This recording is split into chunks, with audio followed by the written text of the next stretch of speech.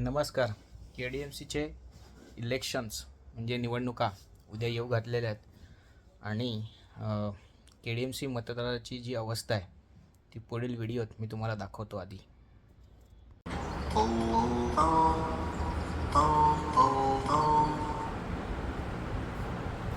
हा व्हिडिओ दाखवण्याचं कारण असं आहे, पहिली गोष्ट म्हणजे माझा व्हिडिओ ज्या ज्या नागरिकांच्या प्रभागामध्ये बिनविरोध निवडणूक झालेली आहे, म्हणजे काहीतरी जवळजवळ 20 जागेवर बिनविरोध निवडून आलेले आहेत, त्यांनी हा व्हिडिओ बघूच नका. कारण त्यांच्या कामाचंच काय नाही आहे, त्यांना वोटच नाही करायचं आहे.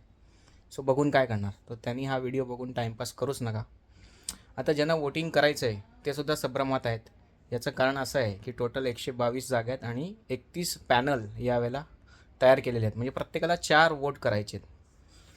आता हे 4 वोट कोणाला करायचे या संभ्रमातच सगळी जनता म्हणजे कल्याण डोंबिवली म्युन्सिपल कॉर्पोरेशनतील लोक आहेत. सो यावर मी एक थोडाफार तोडगा काढायचं ठरवलं. सो आपल्याला काय करता येईल, आपल्याकडे 4 वोट आहेत.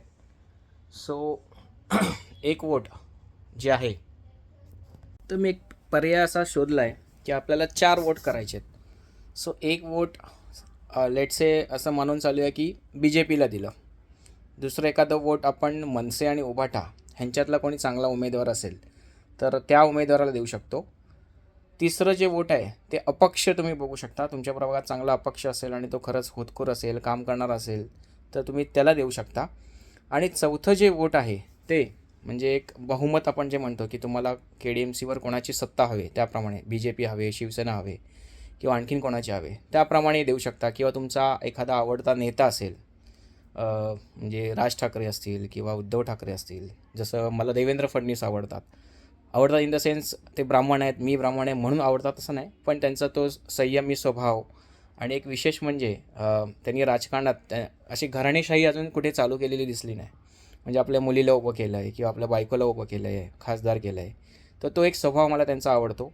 तो कदाचित मी एक माझं जे चौथं मत आहे ते BJPला एखाद्या कॅन्डिडेटला देऊ शकतो. किंवा एखादा तुमच्या समाजातील कोणी उभा राहिला आहे आणि तुमच्या समाजासाठी काही करू शकतो असं तुम्हाला वाटत असेल तर चौथं मत तुम्ही त्याला द्या. म्हणजे एक मत लेट्से भाजप किंवा शिवसेना, एक मत मनसे उभाटा, एक मत अपक्ष आणि एक मत तुमच्या आवडीनुसार पक्षाला किंवा नेत्याला सोडून देऊ शकता किंवा समाजातील लोकांना धरून देऊ शकता. याचा फायदा असा होईल की तुमचं मत हे 4 ठिकाणी विभागलं जाईल. जशी आपण इन्व्हेस्टमेंट जी करतो, कधी थोडे LICमध्ये टाकतो किंवा थोडं आपण म्युच्युअल फंडमध्ये टाकतो, त्याप्रमाणे इन्व्हेस्टमेंटप्रमाणे तुमची 4 मतं वेगवेगळ्या ठिकाणी डिवाईड केले जातील. आणि एखाद्या नगरसेवकाने तुमचं काम नसेल केलं किंवा नाही करणार असेल तर तुम्ही दुसऱ्या नगरसेवकांना ती कामं करून घेऊ शकता. सो अशा प्रकारचं मी एक काय म्हणतात ते कॅल्क्युलेशन थोडं विचार केलेला आहे. तुम्ही याचा पर्यायाचा विचार करू शकता. हे माझे वैयक्तिक विचार आहेत, कुठल्याही पक्षाची मी ते पब्लिसिटी करायला नक्कीच हा व्हिडिओ बनवत नाही आहे.